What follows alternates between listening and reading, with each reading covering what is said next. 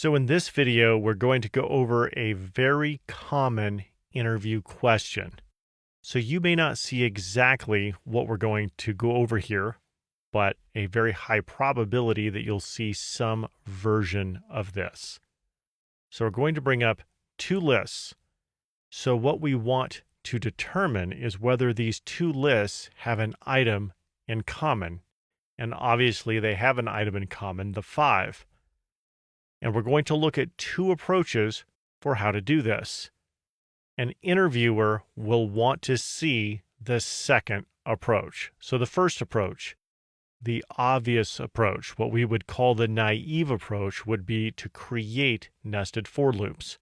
So we'll have one for loop to go through the first list, then a second one to compare all the items in the second list to that number. So we'll see if that's equal to 1, and if that is or that is, then we'll iterate the first for loop and move that over 1. And then we'll go through the second one again. Then we iterate the first for loop again, go through this, and finally find a match.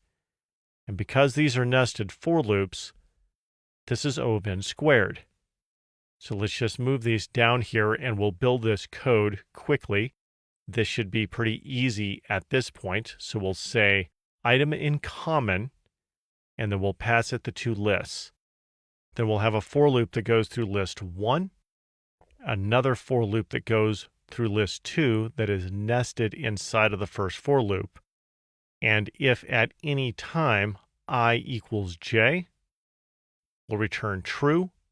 And if we go through the for loops and we don't find a match, then we'll return false. So let's flip over to VS Code and take a look at this. So there is our function there. These are the two lists that we just looked at. And then down here, we'll print out item in common and pass it the two lists. So I'll run this, and that returns true. And that's what we expected, because we do have an item in common, the 5s here. And then if we come up here to list 2 and change the 5 to a 6, like that, and we run it again, now it returns false. All right, so let's flip back.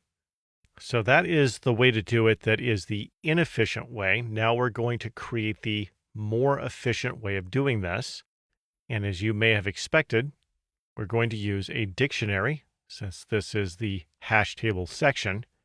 And what we're going to do is loop through the first list. We'll take the 1 and put it into the dictionary. We'll just make the value in this key value pair true. And we'll do the same thing for the 3. Make that true. And 5 is the key. True is the value. And we have 3 key value pairs. So we had to loop through that first list. That's O of n. Now we will loop through the second list to compare the 2 to the dictionary to see is the 2 in the dictionary. So every time you look for an item in a dictionary by the key, it is O of 1. Then we'll do the same thing for the 4, and then we'll do the same thing for the 5. And of course, this gives us a match. So we had to go through each list once, which you could say is O of 2n, but of course we drop the constants, and it is O of n. And O of n is far more efficient than O of n squared. So this version is what an interviewer is looking for. So now let's look at how to code this. We'll start this out the same. We'll call it item in common. We'll pass it the two lists. But the first difference is we need to create that dictionary.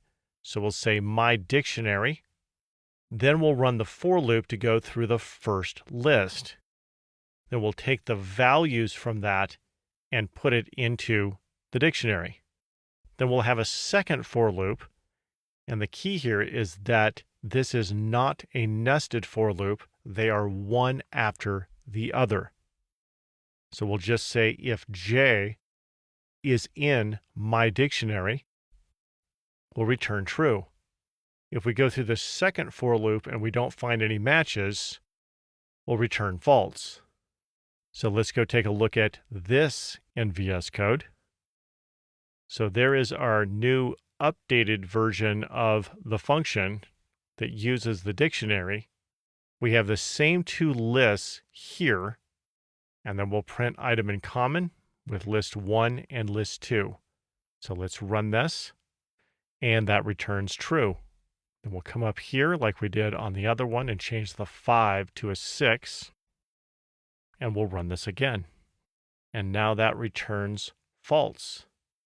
So you can see that both of these ways of writing this work, but the second one is far more efficient. So writing it the way that is more efficient is the real interview question.